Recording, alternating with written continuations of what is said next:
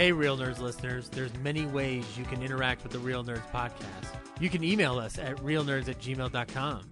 You can hit us on Twitter @RealNerds. You want to check us out on Facebook? You can. Just look for Real Nerds Podcast. You want to leave us a voicemail? Just call 720-6NERDS5. You want to listen to our episodes? You can check us out on Stitcher, iTunes, Spotify, and iHeartRadio. Thanks for listening and enjoy the show. Camera, action! Well, a real nerd knows who shot, and a real nerd can follow the plot, and a real nerd doesn't talk film. I'm sorry. Take it outside. Well, a real nerd knows who shot, and a real nerd can follow the plot, and a real nerd will give it all they got. Lights, camera, action. Real nerds. This is Real Nerds Podcast. We are officially the podcast you listen to for all your movie needs, because every week for over 11 years, we see a new movie and we podcast our experience to the world. This week, I am joined by Zach. Hello. Brad. What's up? And of course, I am the coolest of all the nerds, Ryan. Yes. Undisputed. Yes. Undisputed nerd champion of Real Nerds. Thankfully, no one on the internet is trying to challenge that. We can rest easy on a very simple fact of life. Ryan is the coolest nerd. And then we can just move on with our day. Yes. Once we all come to grips with my greatness, it'll be a lot better. That's kind of how dictators start. Yeah, I mean, Ryan? this is not a democracy. This is cheerocracy. You know, I can even a frostocracy. When we started the show 11 years ago, never would have imagined we would have nosedived right into authoritarianism as we have. That's how I roll. And I even busted out a line from Not Another Teen Movie. So, I'm sorry, I didn't memorize that movie for you. Yeah, maybe you should have. Wow. It's the part where they're making fun of Bring It On, and Jimmy Presley says that she's the head cheerleader lady. I guess I was just too busy laughing. Yes. The silliest movie ever. Maybe my sixth or seventh favorite Chris Evans movie. Anywho, we'll recommend the film or not, play the trailer, and then spoil the movie. We'll also talk about the big movie news of the week and the one thing you should watch, or maybe not watch, but we're going to talk about anyways. Yeah, wonderful. Yeah. Before we dive into it, though, Brad, I think our listeners would like to know, because we got a lot of hits and likes and questions about our experience at Alamo Drafthouse, Sloan's Lake on Thursday. Really? And it was a trip. So I really wanted to see our movie. By the way, this week is Halloween Ends. I don't think I said Finally. that. Yeah. I know. Well, hey, you shut up. I want more still, even though it is the end. So I really wanted to see it because I'm a big fan of the previous two in this new Laurie Strode trilogy, Part 2. And I got my ticket for 11 p.m. on Thursday. And Brad, when I bought my ticket, I was the only one in the theater. When you bought your ticket, was I still the only one in there? You were still the only one. I was super excited about it. I know. So, then you text me on the way down there and it's like, who is this asshole? And there's people, the theater was still wide open except right next to us. We're in theater. Really bizarre. Well, we're in theater 7, which means there's only 5 rows, and there's only 2 in the back, 3 up front. And so, yeah, we're in row 4, and then row 5 is just sold out all of a sudden. Yeah. And so I get there early and I'm watching the one guy explain the Halloween timeline, and Brad comes in. And I knew we were in trouble, Brad, because as I was walking in and I was walking to the theater, the 2 girls that sat directly behind us were talking about, is this the one with Jason or Freddy? And I go, what? Why are you even seeing this movie? Please tell me you screamed at them. No, I just... Or kindly gave them a lecture about the differences. And when they said that, I went, no. Okay, that's also the third correct answer. So anyway, so Brad and I are sitting there, and then those two girls come in, and then these people sat down next to Brad, and she was from Boston. She had the most thick Boston accent I've ever heard. She said, I've never been to a movie theater that sells alcohol while you're watching the film. It's like, whoa. I'm going to Collecticon this weekend. Wicked awesome, you know? Yeah. I'm going to get the Charizard. And it was straight out of Good Will Hunting. I mean, are we going to watch this pussy Michael Myers finally fucking fall? Yeah. So they come in, then so it was just the two girls at the beginning. Then the whole back row fills up. So Brad doesn't want to deal with the people there. So he takes his pizza and goes sits in like row 2. And the server says, oh yeah, that's fine. But while he's there, like all of row 2 fills up. So he comes back. Yeah, I'm sitting there for a whole minute before row 2 says, like, great, these seats are sold. So I come back like dragging my head, embarrassed. Like Charlie Brown. Yep. And then our whole row fills up. Then the row in front of us fills up. I mean, this movie's almost sold out now. Yeah. And the three people in the row in front of us are like jumping on the seats and like screaming at each other, which is great. Yeah. And then no one would stop talking. And I go, oh man, this is going to be awful, but maybe they'll shut up. But I knew we were in trouble, Brad, when the Jamie Lee Curtis PSA came on. And no one but us was paying attention. Yeah, no one was paying attention. And then the movie started and it kind of got quiet, but then they couldn't stop talking. So then I got up and I asked the server, because it started out there was only one server in the whole theater. And then all of a sudden there was 3 of them because it started becoming overwhelming. And so I talked to the dude and he said, oh man, I'm sorry. He said, I already gave them a warning. I said, I know, I heard you. I said, it just sucks. And he says, yeah, Jill, just let me know what you guys want to do.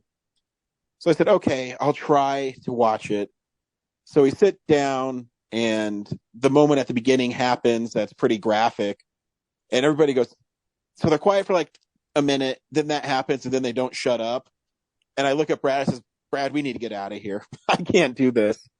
I mean, and it was talking in a way that it was just so obnoxious that you couldn't even focus on anything. Yeah, it was just consistent nonstop. And it was just, the whole back row was just having their own little screening for themselves. They were just talking about other things. And then, the Boston girl right next to me was talking to her, I guess, boyfriend probably, just asking questions. And he was describing the Halloween franchise history tour as the movie's going on. So yeah, he's filling her in while we're trying to watch like the prologue that's happening. And yeah, what's that? What's a Dr. Loomis? Why is this? Yeah. Why is this guy on the screen? Who's this? Oh God. Yeah. And then the people in front that were jumping on each other. She's like, "Shut the fuck up! Shut the fuck up!" It's like, oh my God. Remember, and so Brad and I just got up and left. Yeah.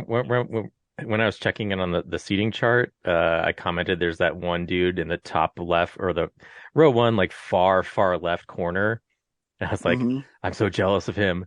And I saw that dude come in. He just strolled in, sat down. He was, I think he was probably if we had to like choose sides, I think he was the guy we would need to put on our team because he had this like, I think he knew what he was in for and he planned accordingly. Yeah, but even then, even if I was in the front row, I couldn't stay. It was way too distracting. Yeah, I mean, we might have been able to power through it, but it was just better for us because this is a movie that you really wanted to see. So yeah, why not? And yeah, the Alamo was cool about it. They gave us some passes and actually tried to comp our food, but I was like, I don't want to stiff the server. Yeah, I felt bad for her because she even told us that she wasn't going to serve them anymore. Wow. So yeah. And when I went and saw it on Monday at Littleton, and I was the only one in the theater, and I was actually the only one in the whole draft house. And, you could have had a buddy, but you didn't remind me, so yeah. Yeah, I saw that you already went and saw it, so I was like, oh, I guess he doesn't like me anymore. Okay. I watched it at home on Peacock, so I would have definitely. I didn't even get an invite to the Thursday night screening, so. What are you talking about? It's in the chat. Oh wait, you did. Actually, you did. Yeah. Yeah, Whoa. fuck you. Whoa. You didn't Never respond mind. to us for Never 3 mind. days. You guys are good friends, and I'm terrible. I get it. So here's a question that I have as somebody who wasn't there to experience it. Correct me if I'm wrong, but aren't they supposed to kick them out after a warning? Yeah, but when Yeah. you're at the small theater and like that's your revenue is pretty much half the theater, I Then can they see where may they need don't to want. they may need to back off of that warning then because they can't live up to it. Well, They've rarely lived up to it in my 11 years of going to the Alamo Draft Yeah. House. Well, here's my thing too. Is when I was so it's just Brad and I. With I mean, they'd have to kick out literally the whole theater, Mhm. and all the money that they're making off because they were buying shots behind us and food and all this other stuff. I don't know. I guess I can see that. It's a shame because you can't force them to behave unless you can follow through on that policy, but then they lose money. And this is a movie that's day and date release with Peacock streaming. So they're trying to compete for that attention. So yeah, it's kind of like a snafu for them as well. Yeah. I just went home and watched it streaming because, like it's not as important to me as to see it in the theater. Like I would have seen it again, but like, yeah, like the competition, we went home. Yeah. Because it wasn't worth it. And I was like, yeah, it's cool. I'll watch it at home then. But, who knows? Yeah. I could have bought chips and queso, whatever. Yeah. Yeah. My server at Littleton said that if we're going to see horror movies, you shouldn't see them late night at the Sloan's Lake one because she personally had the same problem trying to watch Nope there. Yeah. So Overall, the audiences I've had at Sloan's Lake are just oblivious. It's like every screening is their own private screening. Like, they're not rowdy and obnoxious like we did, but there's definitely an air of just like we're the only people in this theater. Yeah. And everyone else that's their problem. So interesting. And then Littleton is often just kind of a ghost town, so I prefer to go see stuff there, but they don't have late screenings, so I know it's a pain in the ass. Yeah. Oh well, I mean, I'm glad you guys finally did get to eventually watch it, because like I hate to say this, but when we went to Littleton in the morning, Malia and I went, and it was perfectly fine. No noise whatsoever. It was 11:30 in the morning. There was a few people there. And then when I went last night at River Point, it was just me and my friend Matt in the theater. So no problems. So I feel bad that you guys had to experience that, and I feel worse that Brad keeps running into this shit. Well, this is just ridiculous. I mean, the first time you watched it, you guys were making out so much that you weren't noticing all the talking going on. So wait, what? Anyways, no, that didn't happen. Brad, I know you guys like to just sit in the back of the theater and make out. Oh you, yeah, you don't watch yeah. the movies. Well, you and I used to do it, but then I met her, and so now I've had to replace my partner. I'm sorry, but It's cool. I just stuffed a pillowcase full of straw and I just set it next to me when I go to movies now. old straw. you punch it and say, "Shut up, Zach." My dick Trying is to watch super the- chafed from straw scratches. Ew. It stings when it goes up the pee hole. Jesus Christ, Brad. Wow. Sorry, it's just trying to get Don't worry. some shock value back into this podcast. Oh yeah, no, we definitely. It's been a while since we've said the term horse fucking, hasn't it? Yes. It's too long. Hey, right before we start the movie, can I shout out a film festival real quick? Sure. Whoa. He's not asking you, Zach. He's asking the star, the everything of this podcast. Yeah, You like I may. said, sure, Brad. I'm kidding. May I go, Ryan, please? You may. Thank you, Your Majesty. So this weekend I went to the Calexico Experience, the Spaghetti and Westerns Fest. Wally Wallace invited us. I was the only one able to go. I got to ride the train and see westerns and short films in their festival, and it was tons of fun. And he's going to try to do different combos like Asian and kung fu films, and like Asian food and then kung fu films, and then like sci-fi, and I forget what food he's going to pair with it. But it was in Trinidad, and you take a train down to Raton. So the food's in Trinidad, you watch the movies in Raton, and it's a blast. And thank you, Wally, for inviting me to do that and comping me for that. It's a fun time. So next year, so maybe you should write an article on our website about it. maybe I will. But yeah, I just wanted to, part of it was our invitation was to hype his festival. So here I'm doing that. So hopefully I will get that article made, and I have a lot of cool photos. And then, next time it comes around, hopefully we can all go. I guess also last weekend or the week before last weekend was a Telluride horror show, which we didn't get to go to. But oh, bummer. I think I'm planning on going next year, though. My whole family, well, my cousin Lisa and my cousin Weston want to go. So yeah, it'd be nice for us to make a return to that at some point. Yep. It's been a while. But anyway, just want to get those in before I forget about them by the end of the show. Cool. Yeah. Thanks. Yeah. I wish I could go. It was kind of, it was awesome that he comped us, but it was kind of last minute. It's hard for me to get time off at the last minute. But yeah, if he gives me a big enough heads up, then I could definitely go to the next one. This week on Real Nerds Podcast, Michael's saga came to an end. Zach, do you recommend? Sorry, go ahead. Do you recommend Halloween Ends? Of course I do. We have to talk about it after the trailer, though. But yes, absolutely. Go watch the movie. Brad, do you recommend Halloween Ends? Maybe, I guess. I can see where people would be disappointed in this movie. But I also happen to finally watch all the other Halloween films, except not all of them, but like 2, 4, and 3. Yeah, 2, 3, and 4. And I have to say, now that I have seen those, this trilogy makes a lot more sense. So I think I don't think it's as terrible as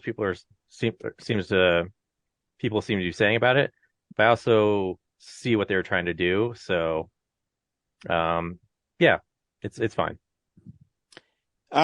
Yeah, I actually recommend this film too. Because I heard a lot of things about it, and I remember, I don't know if I watched or I read an interview with Jamie Lee Curtis, and she was talking about reading the script for this, and she thought it was very bold and very unique, and I have to agree with her. Actually, I'd also like to add, I almost wish the movie was only the first 5 minutes we saw, and that it just ended. Like, that would have been the best version of this movie.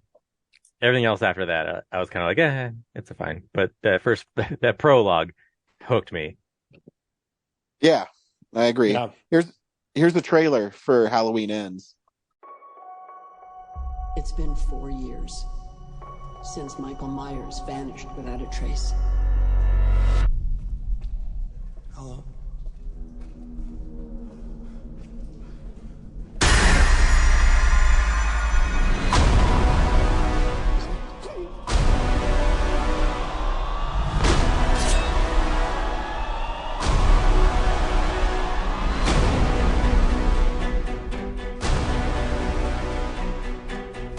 I was certain that I saw him watching me. You pretend like you moved on, but you're actually just obsessed with death. What are you gonna do when Michael comes back for you? Because he is coming. But this time, something feels different. He's more dangerous.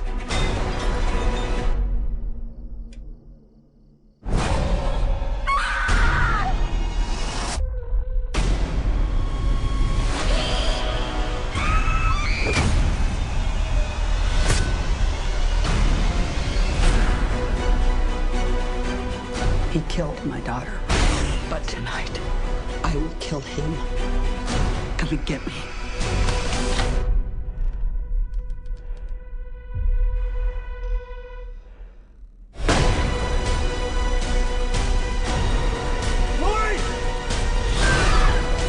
Maybe the only way he can die is if I die too. It all ends now.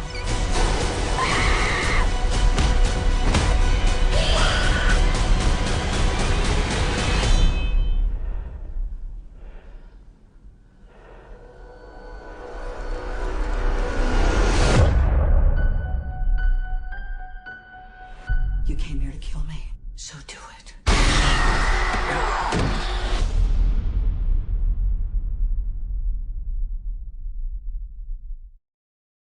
Yeah, so the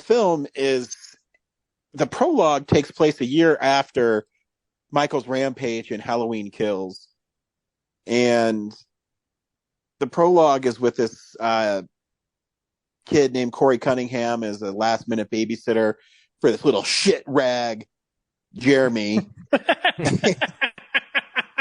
First off, which is really weird funny. It's weird that this town is still enthusiastically celebrating Halloween at all, but go on. Yeah. So anyways, he seems like he's this really cute, precocious kid when his parents are around. And then when his parents leave, he's this kind of little asshole that picks on Corey Cunningham, that's the babysitter, and teases him about Michael Myers coming to get him. And so he runs around his house and hides and locks him in the attic. And then Corey gets freaked out and kicks the door over and over again and kicks it open. And he kicks it open so hard, it hits this little boy in the face, and he falls from the third story of this house and gets like bent in half when he hits the concrete, killing him. Yeah, there's a big old splat. Yeah. I also like to point out, Corey was doing this as a favor. He doesn't even normally babysit. I believe is what he said. And then, the reason he is scared in that closet is because of what happened last year. Yep. Yeah. So an overarching theme. So that happens, and then we flash forward 3 more years. An overarching theme in this is the trauma that Michael's inflicted on this community. Even though people are trying to move on, there's still that essence, I guess, throughout. Laurie is attempting to move on, and it was really interesting seeing Jamie Lee Curtis in that role as Happy again. And she's Laurie before this shit happened. It's kind of nice to watch her be happy. Yeah, and so she's trying to move on. Her daughter, Allison, granddaughter, is working at a doctor's office. She sticks up for Corey because he's like a town pariah now because he went on trial for the death of this kid. And so people don't like him. And so he gets involved with these bullies, and Laurie sticks up for him and takes him to the hospital or medical center where Allison works, and they kind of hit it off. Did they say like if Corey did any time, or was he like tried as a minor? I think he was tried, but like Officer Hawkins points to the fact that he got a bad break. So I think it's more or less he got acquitted because it was clearly an accident, but still the stigma is surrounding him because of how the parents react, but also the fact is the kid's dead. Okay. Yeah. But I don't think he did time, because if he did time. No, he didn't do time. No. He mentions that he got acquitted. Yeah. Which, I mean, sure. And Uh-oh. no, it's fine. Wait. In your professional opinion, what was the appropriate sentencing? No, I don't know if you'd actually even charge anybody. I mean, you have to prove intent no matter what you do in any criminal act. There has to be intent there. I mean, I guess you could charge him with manslaughter or reckless endangerment or something like that. But I mean, if you're presented with all the facts, I don't think you could, but I get it. He still might have been charged. And I mean, him being acquitted is the right thing. So anyways, he starts dating Allison, and he goes out to a party with her, starts having fun, and runs into the mother of the little boy. He runs away, gets beat up and thrown off a bridge by the bullies. He's dragged into the sewers where Michael's been staying. And Michael, this is where it starts getting a little controversial. Michael grabs him and is able to do like Ghost Rider's soul stare, where he looks into his soul and in a way transfers his evil essence into Corey. And when Corey leaves the sewers, he kills that homeless guy, and he has a different attitude about him. Now he's kind of like the bad boy that Allison falls for. And Jamie Lee, Laurie sees a change in him. The boys who died's father mentions he saw him the other day, and he noticed something different in his eyes. Yeah. And yeah, so he ends up teaming up with Michael, and they go around killing people that have wronged Allison and him. And Michael actually just stays at home for the most part. No. He helps him with he helps his young apprentice on the journey. Because he goes to assist. Well, he assists with the kill with the officer, which is actually where I'll have to talk about it in a second. But anyway, he helps with the officer kill, and then he goes to the doctor's office with the doctor and the nurse who gets the promotion unfairly. But then he goes back home because Corey kicks the shit out of him and gets his mask, and then that's when Corey becomes Michael for a minute. So he doesn't just stay at home. Which I can totally see being frustrating for someone who watches these movies and, Michael Myers is the protagonist to them. And after watching Halloween Kills and being like, yeah, this is awesome, and he's practically supernatural, and he's like putting up a high body count, and then one movie later he's like, I'm tired, I'm going to transfer my soul into this kid so he can do a lot of the work for me. And that does seem kind of a bummer to me, because like you want to see him finish out the trilogy on a high. Sorry, Ben. What I'll say about this is, if you watch, because I actually watched these movies very, very recently, there is moments in both Halloween and Halloween Kills where this stuff is brought up, where Michael gets stronger as he kills. Yeah. And this movie actually highlights that, where he's been obviously wounded and everything towards the end of Halloween Kills. He goes away, and Corey holds on to the officer. And I actually thought it was really interesting when Michael is killing him, that you can actually see him physically change. Because the stab at first is a little weak, and then he does that kind of like, you know how you're stretching your chest muscles and whatnot? Yeah. And then he goes in for more stabbing. So yeah, it's like a power up in a video game. I guess you could point it out as that respect. And they talk about his essence of evil, and it is interesting. And I mean, I get. It's also weird that he even took 5 years off. Yeah. But they've established in this new trilogy that once he gets apprehended and taken back to Smith's Grove, he just stops. He never tries to break out again. The breakout in Halloween 2018 is orchestrated by Dr. Sartain. He just sets up the stage for Michael to escape and pushes him towards that. The implication, and I sort of agree with Ryan on the whole soul transference thing, but I think it's sort of ambiguous to the point where it's more talking about Michael understands that he's got the same vulnerability for evil that he did when he was a kid. It could be a soul thing. It could be not. I don't know.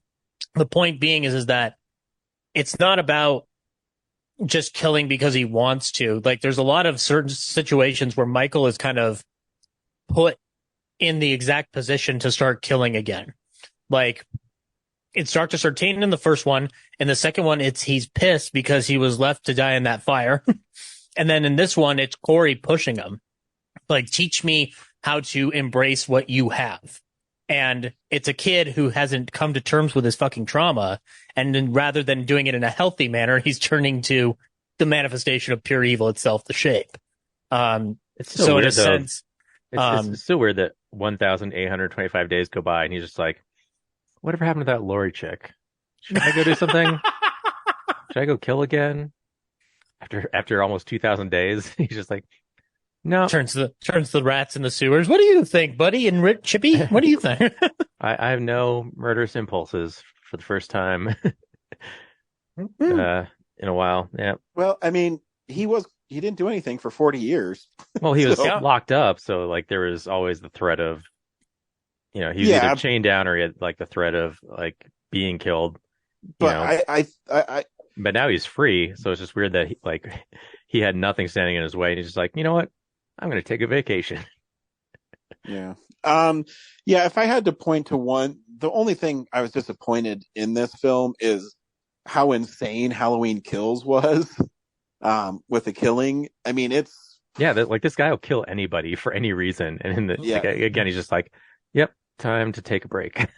But, I think it's like 45 minutes before he even shows up. Mm-hmm. Yeah.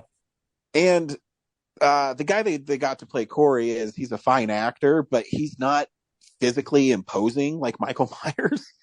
So, but to be fair, Nick Castle's not physically imposing in the original Halloween. He's the skinny dude in a mask. I know, but he's like kind of. I mean, he's a big dude though. Like, so I never. And in a way, it's a lot like Roy in Friday the 13th: New Beginnings. You feel cheated a little bit because you'd rather see Michael do it. But it serves a purpose for the story, and that's fine. I mean, really the only like death that was really outrageous was the disc jockey. That death unnerved me, both me and my girlfriend. We just like fuck that tongue on the fucking on the turntable. There was a plan. I listened to the commentary on Halloween Kills not even 2 weeks ago, and in it, David Gordon Green throughout the film points at Easter eggs throughout it, and he talks about how it plays a part in the next film. And he talks about the radio station and how they CGI'd it in the background, and that they're going to be really pissed if they don't end up using his idea for the script because it costs a lot of money to put it in the background. And it's in like 4 or 5 shots. And so he did plan this out a certain way. And yeah, speaking of Easter eggs, like now that I've seen Halloween 2, like the original one, like Halloween Kills makes more sense to me as like an homage. Yeah. Because Laurie's sidelined for most of the movie in the hospital. So yeah. But maybe if they'd set up Corey in the first movie, and so like it had built over the 2 movies to this point, I think it would have been a stronger. That's a fair point. That's reveal. A very fair point. But yeah, it's like it just starts from scratch here and ends here. It just feels like it does. It does feel cheating that way, but it's not a huge deal. But I think we've been stronger if there had been a little threat of Corey early on.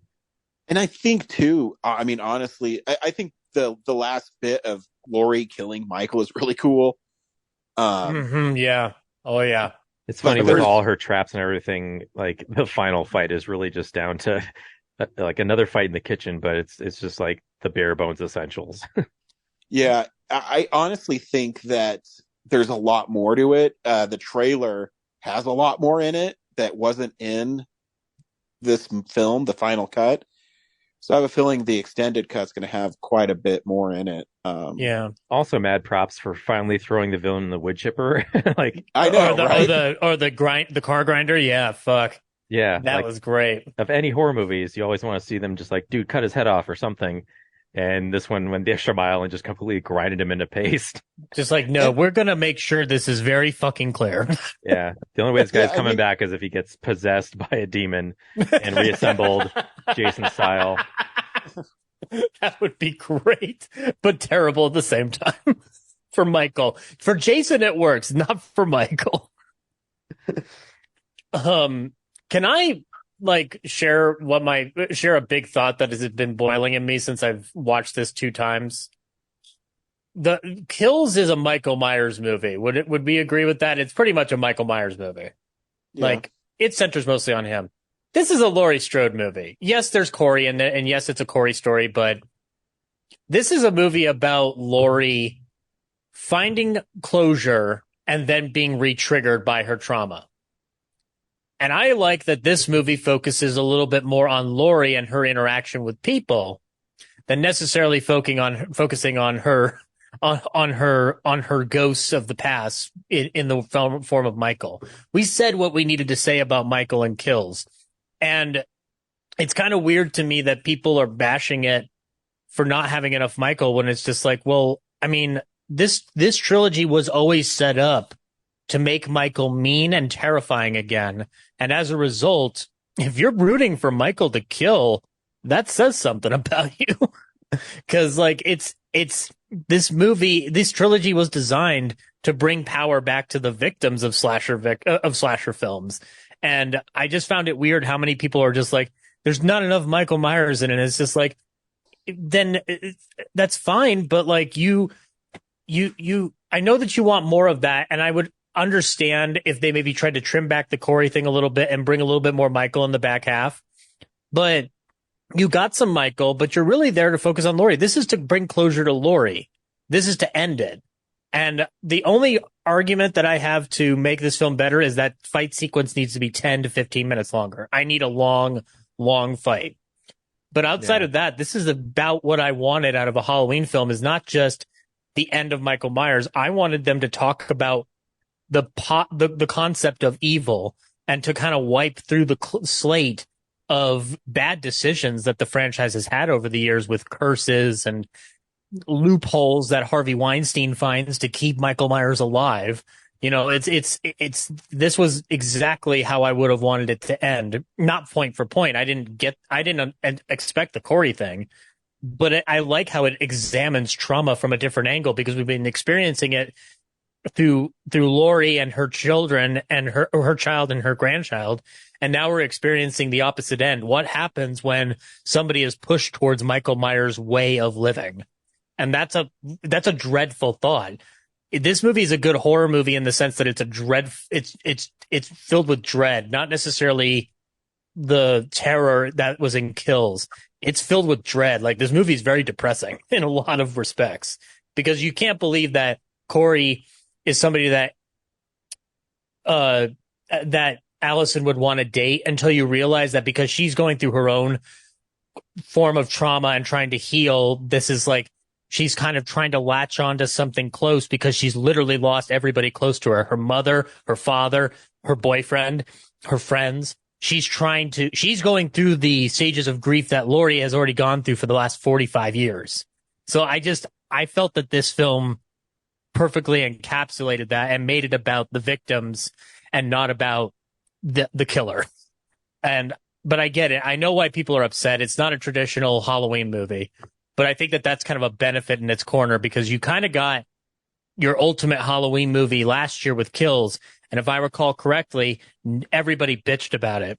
So now they're bitching even harder about this and going like, well, now I love Kills. And I'm like, well, maybe you should have sang that tune last year, because you got what you wanted then, and you could have stopped there. But anyway, I'm just tired of seeing people like bitch about franchises not going their way. Like, it's just like, give it up, dude. Like, you go write your own fan fiction and leave it alone.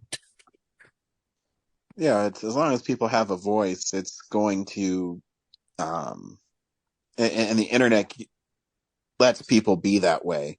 I know. It just kind of pissed me off. I'm sorry. No, I get it. And that's why the motto of this, podcast is, we see a movie, and we give every movie a chance, because, yeah, it's one of those things that I got really sick of when we were starting this. The internet was really just starting to gain traction that way. Mm-hmm. And I really just got tired of people, not liking anything. And, it just, stuff like that drives me crazy.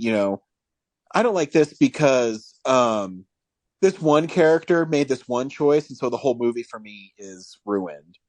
And my whole argument to that is well, it's not your film. And Yep. two, we should embrace what people say. And this is off topic, but it's popping up. I do agree with what Martin Scorsese was saying at the beginning of the week, where we put so much emphasis on the box office that we forget, about the films itself. Mm-hmm. Because, they're talking about, oh man, Halloween Ends is disappointing. It only made $42 million this weekend. And you go back and think, I mean, 42 million, it's already the third highest grossing Halloween film. You know what I mean? Yeah. And you can't judge movies like that anymore. And you can't judge a movie with your preconceived notions on how you think they're going to end. And that's always my biggest pet peeve with The Last Jedi and The Rise of Skywalker, is you can't have your own preconceived notions, how you think this movie is going to be. And when it doesn't go the way you want it to be, that makes the movie somehow not good. You're not looking at it objectively. You're looking at it through the wrong colored glasses. End of rant. Yeah, no. And again, like, it's okay if you don't like a movie. It's okay. Yeah. But just come on, man. Like, try to do the compliment sandwich, to quote Family Guy. Like, try to find something you like. I mean, we're all film critics because we literally have a podcast on film criticism, but yeah, you can't just make sure it's a fair criticism is all I'm saying. Yeah, don't bitch about it because it didn't happen the way you personally envisioned it. That's exactly. That's not film criticism. That's you being a toxic fanboy. Correct. Yeah. Because, like, I wasn't a big fan of the end of Clerks 3, but I also balanced it out with, like, I understand where he's going with it. I understand objectively that it's a great ending. But for me, it was a little disappointing, but I'm willing to move past that.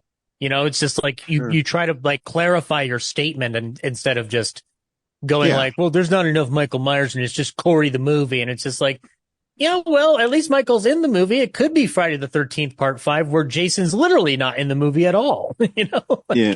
And that's what I mean. And it's not, I'll go on record and say, it's not that I don't like Friday the 13th, A New Beginning because Jason's not in it. I don't like Friday the 13th, A New Beginning because I think it's poorly edited. I think it's poorly shot. And it's trashy. And it's trashy, even for a Friday the 13th film. I still watch it every couple years. I'm like, maybe this is the year where I find merit in it. I never do. Yeah. But it's not, I don't like it because Jason is not in it. That's not the reason I don't like the film. And right. If you do that, it's nearsighted because at the end of the day, even in Halloween Ends, it's still way more gory and way more violent than the first Halloween. So yeah, you're getting what you want.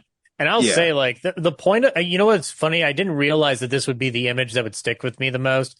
Well, there's two, but one is the procession of the procession of the brutalized, where they tie that fucker to the car and they pull off a fucking parade, and you watch everybody in this goddamn town who has been haunted by it. Like, the beginning of the film suggests that Haddonfield itself has become haunted because of the paranoia surrounding Michael, and to watch them find victory in a procession to his funeral and tossing that fucker inside an industrial grinder, like, that was tops. And also to circle back to the original film and how it ended with various still shots of everywhere the killer had been.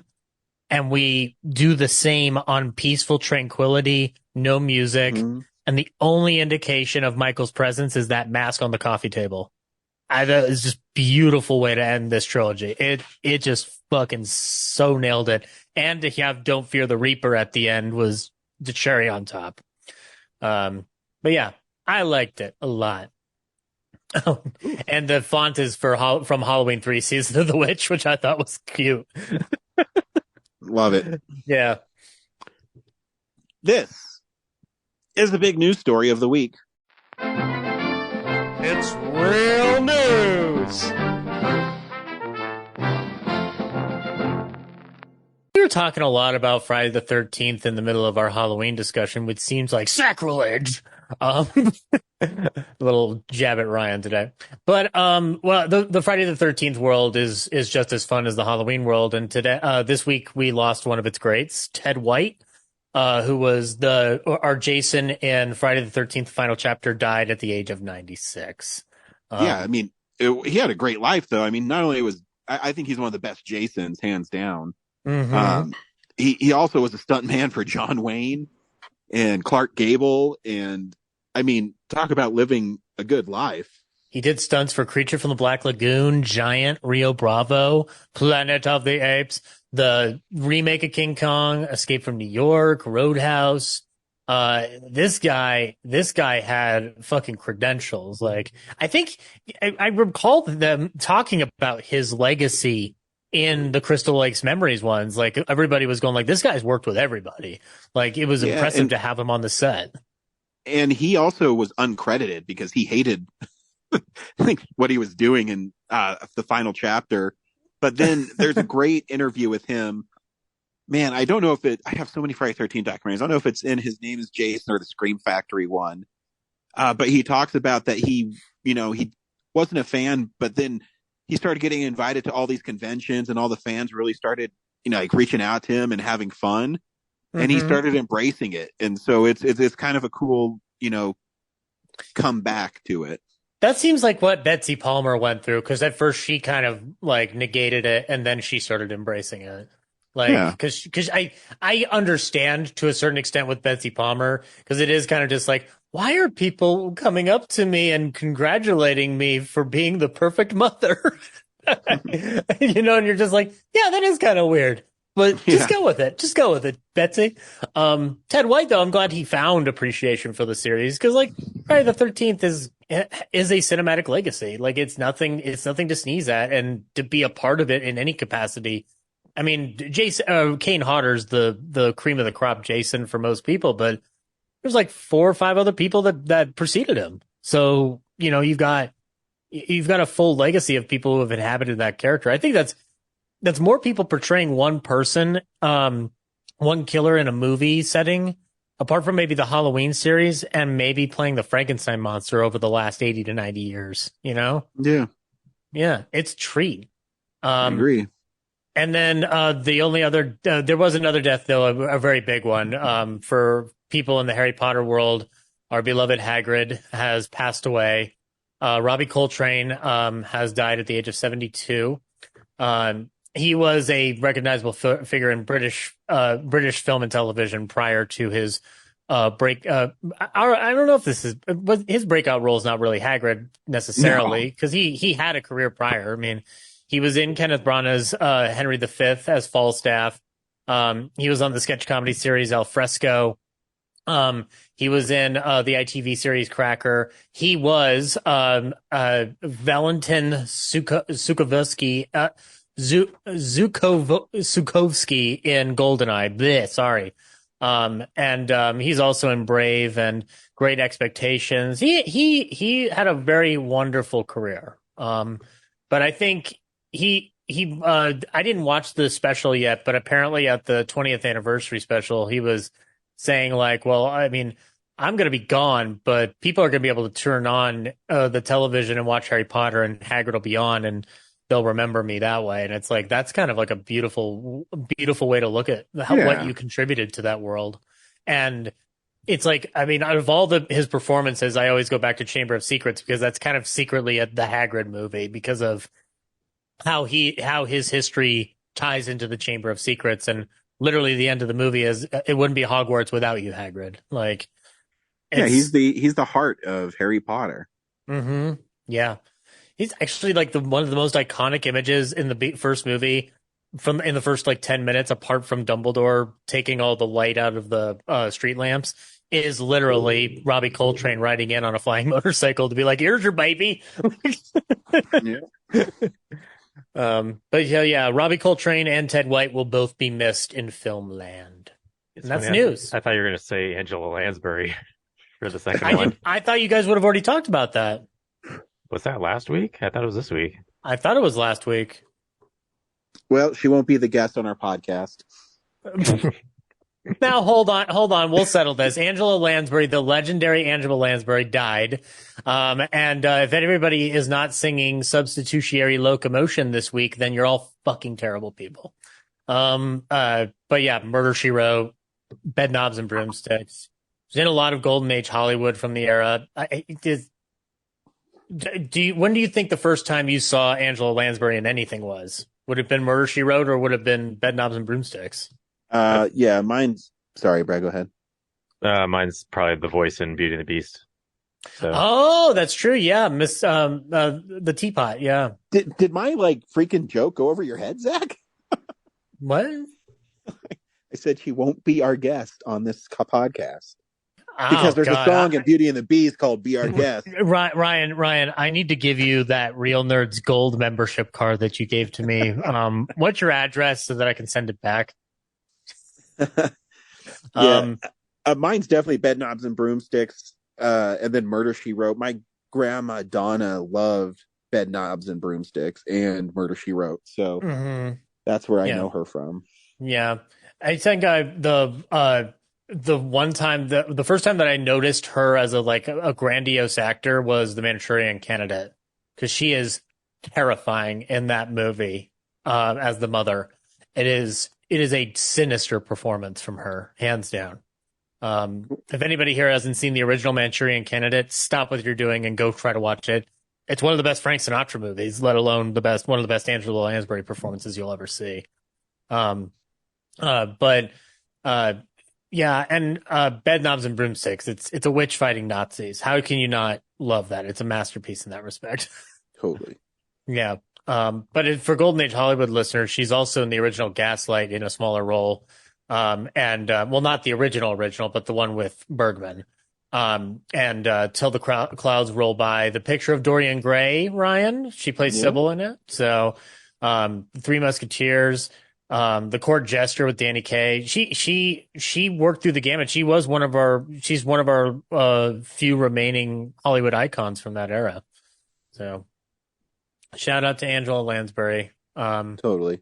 She lived a tale as old as time, a song as old as rhyme. It doesn't matter. I'm not gonna make it up for fucking that joke up, Brad. No. So this is usually the time where I say we're going to recommend one thing, but I'm changing it up yet again because this is my podcast and I do what I want when I want. Do you know whose birthday it is today? Batman's? No, it's the Muscles from Brussels, Jean-Claude Van Damme's birthday. So, damn it. So for the one thing to recommend, Brad, what's the one Jean-Claude Van Damme movie that people should watch? So, this is the stuff we've been watching. Well, Jean-Claude Van Damme's Dan Van, obviously. Thank you. I mean, people don't know this, but you directed him in a film.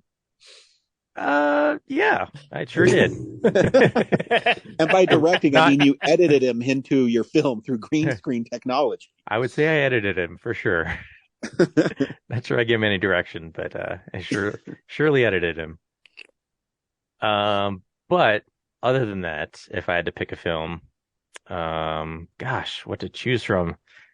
He's got some greats. I mean, I guess the one I would want people to see is probably JCVD. Mm-hmm. Yeah. Because I'm sure, we're all familiar with, Bloodsport's probably his best. And I love Street Fighter and Hard Target. But if there's a movie I want people to see, it's probably JCVD. So why do you love Street Fighter? That movie is not that good. Because it's fun. Yeah. You could have got your balls. So yeah, it's just fun. So for me, my favorite Van Damme movie is Death Warrant. I know that's not a lot of people's favorite, but I just love the idea of him having not really a supernatural, but kind of a super villain, the Sandman, and he has to go to jail and figure out what's going on, and the Sandman's still alive, and they have that huge fight like in the middle of the prison, and I don't know. There's something about it that I fucking love. What's weird is the Sandman guy, and that I saw him in something else recently, and he was kind of like one of the good guys, and that'd be weird. Threw me for a loop. He was like a henchman or something, but for the good guys. What bugging me. I wonder what that was. But yeah, it's like, oh my God, that's Sandman. He's not just like sadistic and crazy. Um, but yeah, I guess Zach, what's yours? I'm going to sound basic because I'm not as versed in Jean-Claude Van Damme as you guys. However, I will say Bloodsport, but not solely because of the martial arts aesthetic. It has to do with him in that chase with the cops chasing him, and he leads them on the goofiest fucking screwball comedy chase that an 80s movie has ever possessed. Have you seen the Mentos commercial version of that chase? Yeah. Yes, I have. Great. That's one of the reasons why I do appreciate Jean-Claude Van Damme is that he can work within a comedy aesthetic as well as a dramatic aesthetic. Like he's funny in his Last Action Hero cameo, and I do like him a lot in Expendables 2 as the villain. Yeah. I think he's actually a lot of fun in that. But I agree with Brad. If you're gonna watch one, you should watch JCVD because that one will give you a different look at the actor that you're not normally allowed to get. It's a pretty stellar performance. The only other performance he's really topped himself with is Jean-Claude Van Damme's Damn Van. It's undeniable that is the role that has truly made him a cinema legend. Yeah, like JCVD, it's almost like an art house film. It's not an action blockbuster, which is a great turn for him. I'd also like to recommend Welcome to the Jungle, because he's like doing a full-on comedy performance about this like team builder who's a total fraud. Like I was just laughing out loud for some of his deliveries of some lines where he's like being wheeled around in a wheelbarrow because he's so hurt. And he's like not that hurt. It's great. And then there was another recent one called The Bouncer. It might be called The Protector based on like where you live, but The Bouncer was kind of like up there with like a serious dramatic turn, while also being an action film that came out here really quickly and then disappeared. But if you could find it, it's pretty awesome. Nice. Also, he was originally going to be in Mortal Kombat, the video game, and they couldn't secure the likeness. And the character of Johnny Cage is based on his character from Bloodsport. If you look in the first Mortal Kombat, Johnny Cage's outfit is like the shorts he wears in Bloodsport, where it has the scarf around like the black shorts and stuff.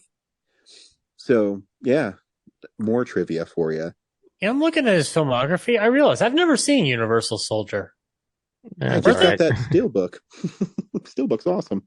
Worth it, Brad? It's not one of my favorites. It's pretty boring in a long stretch of it, and he gets sidelined a lot. Oh, dang! Yeah, Jerry Orbach's in it. Yeah, dang. Roland Emmerich directed it. Yeah, maybe that's why Emmerich and Devlin. Yeah, before they hit it big with Independence Day. Yeah, and then did nothing else since. The fight at the end is badass. I have to watch it. I haven't seen it in a long time, but I did get the really cool Steelbook that came out. Mm-hmm. Yeah, it's cool when he's battling Dolph Lundgren, but there's just long stretches of boringness in between all that, which I'm like, ugh. Gotcha. I've seen Stargate, but I've not seen Universal. Oh, maybe I'll make that a mission. He's like, it's on my shelf. I'm just watching so many horror films right now. They kind of put it on the back burner. Yeah. Sudden Death is also great. That was like the biggest. Is good. It's the biggest inspiration to Jean-Claude Van Damme's Damn Van, I think, because of the whole hockey thing. And also inspiration for Michael Scott's Level Midnight. Yeah. Totally. Double Team might be one of his best buddy comedy things because he's playing off of Dennis Rodman there. Mm-hmm. Double Impact is fun too. Hard Target's cool. Yeah. That's probably his most insane action movie. No, it's because John Woo's a part of it, and so is Wilford Brimley. So and Lance Hendrickson's just chewing the villain role. Mm-hmm. Oh yeah. Yeah. I still need to see The Quest. That's the one that I've wanted to watch for a while after Brad talked about it on 95 Film Explosion. Yeah, he directed that one. So cool. Next week, our film is Black Adam. So that should be fun. After, I think it's been 3 or 4 straight weeks of horror films. So we're going to get into superhero stuff. Feels like Black Adam's been on the back burner for years, so I'm excited to see what the heck this is. You're a huge rock fan. What? How excited are you for Black Adam, Ryan? I'll be one of the millions and millions of rock fans cheering him on. I think it looks pretty fun. I mean, he already spoiled like a big cameo in it, which sucks. But, what? But I think it looks fun. Yeah, don't go to his Instagram or his Twitter. I follow him, but I've been scrolling past him the last couple of days because I'm like, I get it. You're promoting your movie. Yeah, he totally spoils a really big spoiler in it. So okay, I'm gonna avoid Instagram.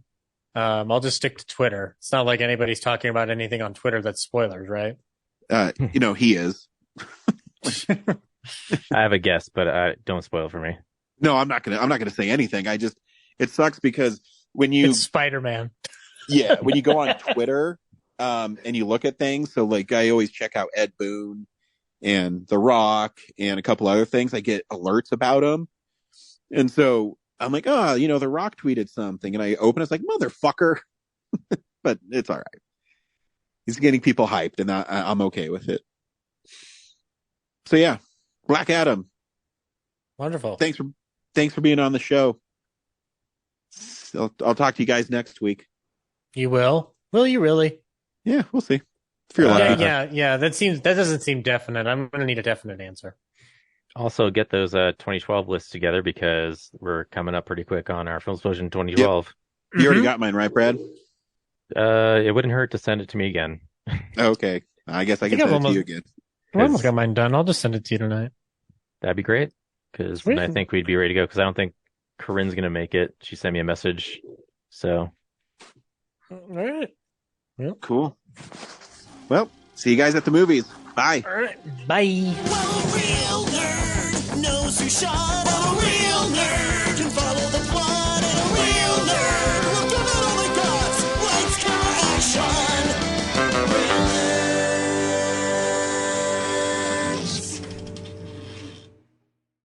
Thanks for listening to Real Nerds Podcast, a Nebulous Visions production. Stream or download episodes, read articles at realnerdspodcast.com. Stream us on Apple or Google Podcast, Stitcher, Spotify, or iHeartRadio. Follow us on Facebook, Real Nerds Podcast. Twitter and Instagram, @Real Nerds. Watch us on YouTube, Real Nerds Podcast. Email us at realnerds@gmail.com. Call us at 720-6nerds5. Thank you to Sparks Mandrill, Mike at Plan 9 Studios, and Bolognium for all of our groovy theme songs. And that's how you fucking do it!